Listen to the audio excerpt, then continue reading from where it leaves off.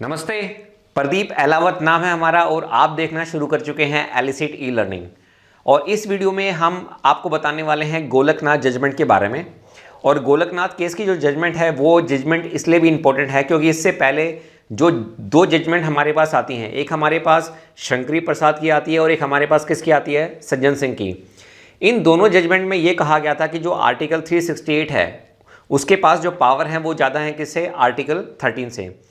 तो कहने का मतलब ये है कि हमारा जो पिछले वीडियोस में जो मैं आपको पढ़ा रहा था उसमें हमारे पास जो मेन डाउट चल रहा था, मेन डाउट हमारे पास ये चल रहा था कि भाई आर्टिकल 13 ज़्यादा स्ट्रोंगर है या फिर हमारे पास आर्टिकल 368 ज़्यादा स्ट्रोंगर है।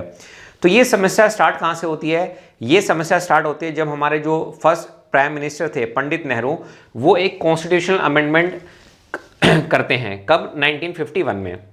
तो इसको चैलेंज किया जाता है जब नेहरू साहब इसको अमेंड करते हैं 1951 में, जो फर्स्ट हमारे पास कॉन्स्टिट्यूशनल अमेंडमेंट होता है। तो इसको सबसे पहले चैलेंज किया जाता है कौन से केस में? शंकरी प्रसाद के केस में। ईयर यहाँ पे काफ़ी ज़्यादा इंपॉर्टेंट है। तो जो शंकरी प्रसाद जो केस था 1951, इसमें हमारे पास जो टोटल नंबर ऑफ जज थे वो हमारे पास कितने थे? 5 थे। ठीक है। तो इसमें भी मैंने आपको बताया था कि भाई जिस तरह के इंडिया में उस समय पे कंडीशन थी, उन कंडीशंस के हिसाब से हमें ये लगता था कि भाई जो आर्टिकल 368 है उसके पास जो पावर है वो ज़्यादा है किससे? आर्टिकल 13 से। इसी तरह से जैसे जैसे टाइम बीतता चला गया उसके बाद 17 कॉन्स्टिट्यूशनल अमेंडमेंट को भी सेम ग्राउंड्स पे चैलेंज किया गया एक और केस में, और उस केस का नाम था हमारे पास सज्जन सिंह केस। ईयर बताइए, ईयर हमारे पास क्या है? 1964। ये ईयर था 1951, ये ईयर है 1964। This is related to your first constitutional amendment and this is related to your 17th 17 constitutional amendment. अब सज्जन सिंह केस में भी मैं आपको बता चुका हूं कि हमारे पास जो आर्टिकल 368 होता है उसके पास जो पावर है वो ज़्यादा है किससे? आर्टिकल 13 से। लेकिन इसमें एक अजीब सी बात होती है। अजीब सी बात क्या होती है कि वहाँ पे जब ये जजमेंट दी जा रही थी ना सज्जन सिंह केस में, तो उस समय पे वहाँ पे एक जज थे, वहाँ पे एक जज थे। अब देखो, मान लो 5 जज की बेंच है। अब जो डिसीजन, अब होता क्या है कि 5 जो जज होते हैं ना वो अपनी जजमेंट को अलग अलग अलग लिखते हैं। ठीक है। किसी ने कहा कि भाई आर्टिकल 13 स्ट्रोंगर है, किसी ने कहा आर्टिकल 13 स्ट्रोंगर है, तीसरे ने कहा आर्टिकल 13 स्ट्रोंगर है, चौथे ने कहा आर्टिकल 368 स्ट्रोंगर है, फिर लास्ट में कहा कि भाई आर्टिकल 368 स्ट्रोंगर है। तो इस तरह से फाइनल जो है वो बाद में जजमेंट दी जाती है कि भाई वो स्प्लिट डिसीजन है या फिर वो जो है डिसेंट डिसीजन हमारे पास है। तो इस केस में भी क्या हुआ था, सज्जन सिंह केस में भी ये कहा गया था कि हमारे पास जो आर्टिकल 368 है उसके पास जो पावर्स हैं वो ज़्यादा हैं किससे? आर्टिकल 13 से। लेकिन इसमें दोस्तों एक अजीब बात होती है। उस समय पे एक जज होते हैं, उन जज का जो नाम था वो नाम था जस्टिस हिदायतुल्ला। क्या नाम था? जस्टिस हिदायतुल्ला। अब अगर आपको मालूम नहीं है इनके बारे में तो आपको एक बात इनके बारे में आपको याद रखनी पड़ेगी जो कि प्रीलिम्स के लिए काफ़ी ज़्यादा इंपॉर्टेंट है। यही इकलौते एक ऐसे जज थे जो बाद में एक्टिंग प्रेसिडेंट भी बने थे। सीजीआई तो ये बने ही थे, 11th सीजीआई बने थे 1968 से लेकर 1970 तक। उसके बाद ये 6th वाइस प्रेसिडेंट भी बनते हैं 1979 से लेकर 84 तक। और ये एक्टिंग प्रेसिडेंट मतलब कुछ टाइम के लिए ये प्रेसिडेंट बनाए जाते हैं 20 जुलाई 1969 से लेकर 24 अगस्त 1969 तक। तो यूपीएससी के लिए क्या इंपॉर्टेंट है यहाँ पे? यूपीएससी के लिए यहाँ पे जो इंपॉर्टेंट चीज़ है वो ये है कि ये एक ऐसे जज थे जो बाद में क्या बने थे? वाइस प्रेसिडेंट मिले थे, वाइस प्रेसिडेंट बने थे। तो दोस्तों ये क्या अप्लाइड क्वेश्चन है, ये आपको किताबों में नहीं मिलेगा। जब आप इन लेक्चर्स को देखते जाओगे या फिर आप जो एनसीईआरटी की किताबें हैं आप उनको पढ़ते चले जाओगे तो फिर जब आप रिलेट करोगे ना तब ये अप्लाइड क्वेश्चन निकल के आते हैं। तो यहाँ से एक बहुत बढ़िया क्वेश्चन ये बन सकता है कि भाई which one of the following जज later became the acting president. तो हमारे पास जो आंसर होगा वो हमारे पास क्या होगा? जस्टिस हिदायतुल्ला। एक तो ये चीज़ ठीक है जो इंपॉर्टेंट है। अच्छा, दूसरी यहाँ पे इंपॉर्टेंट चीज़ क्या है? दूसरी यहाँ पे इंपॉर्टेंट चीज़ ये है कि इन्होंने ना एक बात बोली थी जजमेंट में सज्जन सिंह केस में। सज्जन सिंह केस में ये बोला था कि भाई चलो ठीक है, आर्टिकल जो 368 है उसके पास अनलिमिटेड पावर है, बट इसको एज ए रूटीन यूज़ नहीं करना चाहिए कि भाई ये हमेशा जो है फंडामेंटल राइट्स को क्या करेगा? वायलेट करेगा। तो जैसे ही जस्टिस हिदायतुल्ला ने अपनी ये वर्डिंग लिखी तो ये जो बात थी ये बात पूरी जुडिशरी में फैल गई कि भी जो सुप्रीम कोर्ट है वो एक्चुअली में इससे खुश नहीं है।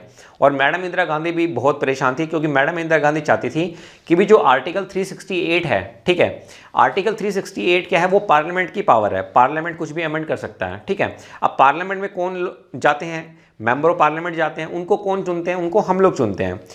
तो मैडम इंदिरा गांधी इससे काफ़ी ज़्यादा परेशान थी। अब इस सज्जन सिंह केस को दोबारा से चैलेंज किया जाता है एक और केस में, और उस केस का नाम है Golaknath versus state of Punjab. Year यहाँ पे काफ़ी ज़्यादा इंपॉर्टेंट है, 1967। अब इसकी जो जजमेंट आती है गोलकनाथ की वो बहुत ही अलग होती है। मतलब इसकी जो जजमेंट आती है गोलकनाथ की, वो बेसिकली में शंकरी प्रसाद की जजमेंट को और सज्जन सिंह की जजमेंट को क्या कर देती है, पलट के रख देती है। क्योंकि इन दोनों जजमेंट में ये कहा गया था कि भाई जो आर्टिकल 368 है उसके पास जो पावर्स हैं वो क्या है, काफ़ी ज़्यादा हैं, वो वायलेट कर सकता है किसको, आपके फंडामेंटल राइट्स को। लेकिन गोलकनाथ केस में ऐसा होता है, गोलकनाथ केस में जो सुप्रीम कोर्ट है वो स्प्लिट डिसीजन देता है, और उस समय पे 11 जज की बेंच होती है। कितने की, 11 की। तो मैंने यहाँ पे लिखा भी है, in this judgement 6:5 split decision the supreme court decided that although the article 368 has huge power. Article 368 के पास क्या है, काफी ज्यादा पावर है, but it can not amend the fundamental rights. ये फंडामेंटल राइट्स को अमेंड नहीं कर सकता है, क्योंकि हमारे जो फंडामेंटल राइट्स होते हैं वो हमारे पास क्या होते हैं, बेसिक स्ट्रक्चर है किसका, कॉन्स्टिट्यूशन ऑफ इंडिया का। अगर आपने उसी को ही वायलेट कर दिया तो फिर डेमोक्रेसी का कोई मतलब रह ही नहीं जाता है। अच्छा, जब ये जजमेंट आती है ना, गोलकनाथ की जो जजमेंट आती है, तो मैडम इंदिरा गांधी को दोबारा से काफ़ी बुरा लगता है। क्योंकि एक बार तो जब हिदायतुल्ला साहब ने वर्डिंग बोली थी तब उनको बहुत बुरा लगा था, और एक जब इसकी जजमेंट आती है, अब इसकी जो जजमेंट है वो देखा जाए तो वो जो है मोटे मोटे तौर से आर्टिकल 13 के फेवर में है। ठीक है, आर्टिकल 13 के फेवर में कि भाई आप जो है इनको अमेंड नहीं कर सकते हैं। अब मैडम इंदिरा गांधी वेट करती हैं जब तक कि वो पॉलिटिकल स्टेबल नहीं हो जाती हैं, और वो पॉलिटिकल स्टेबल होती हैं 1971 में, सन 1971 में। तो जैसे ही madam Indira Gandhi political stable होती हैं, वो क्या करती हैं, वो एक अमेंडमेंट करती हैं, और ये amendment very very very very important है। यूपीएससी के प्रीलिम्स में अमेंडमेंट्स आते रहे हैं और फ्यूचर में भी अमेंडमेंट आएंगे, और इस अमेंडमेंट का जो नाम है वो हमारे पास क्या है, 24th कॉन्स्टिट्यूशनल अमेंडमेंट 1971। ईयर सबसे ज़्यादा यहाँ पे इंपॉर्टेंट है। अब मैडम इंदिरा गांधी ये कहती हैं इस अमेंडमेंट में कि भाई आपने, अब गोलकनाथ क्या कहता है, गोलकनाथ ये कहता है कि भाई आर्टिकल 13 स्ट्रोंगर है। ठीक है, तो मैडम इंदिरा गांधी कहते हैं इस अमेंडमेंट में कि भाई आपने जो भी कोमा देखा ना आर्टिकल 13 में, कोई भी डॉट देखा, कुछ तो देखा होगा ना आपने, वो सब मैंने हटा दिया। अब बताओ क्या कर लोगे। तो यही चीज मैंने यहाँ पे लिखी है, then Indira Gandhi government reacted by passing 24th Constitutional Amendment 1971 which provided that nothing in Article 13, आप ध्यान से देखिए मैंने क्या लिखा है यहाँ पे, मैंने यहाँ पे लिखा है nothing in Article 13 shall affect the amending power of Article 368। हम आर्टिकल 368 में कुछ भी अमेंडमेंट करेंगे तो आर्टिकल 13 जो है उसमें कुछ भी इफेक्ट नहीं होगा। तो मैडम इंदिरा गांधी ने ये कॉन्स्टिट्यूशनल अमेंडमेंट पास कर दिया। अब इसको चैलेंज किया गया किसमें, केशवानंद भारती के केस में। अच्छा, जब ये कॉन्स्टिट्यूशनल अमेंडमेंट हुआ था ना, तो लोगों को लग गया था कि भाई अब जो डेमोक्रेसी है वो चली गई है। भाई सीधी सी बात है, जब आप इस तरह के अमेंडमेंट करेंगे, ठीक है, तो आपके पास अनलिमिटेड पावर आ जाएगी। लेकिन इंडिया में ऐसा नहीं है। इंडिया क्या है, इंडिया एक डेमोक्रेटिक कंट्री है। आर्मी वेरी पावरफुल, नो, उसके पास लिमिटेशंस रहेंगी। आप बेशक से कितने ही बड़े सीजीआई क्यों ना हो, ठीक है, कितने पावरफुल सीजीआई क्यों ना हो, लेकिन आपके पास क्या रहेंगे, लिमिटेड पावर्स रहेंगी। आप कितने स्ट्रॉन्गेस्ट प्राइम मिनिस्टर क्यों ना रहो, लेकिन आपके पास जो पावर है वो हमेशा क्या रहेंगी, लिमिटेड पावर रहेंगी। तो कहने का मतलब ये है कि इसको बोला गया था death of democracy. This is known as the death of democracy. लेकिन दोस्तों इसको भी चैलेंज किया गया था किसमें, केशवानंदा भारती के केस में। और इसके बाद हम बात करेंगे किसके बारे में, केशवानंदा भारती केस की जजमेंट के बारे में।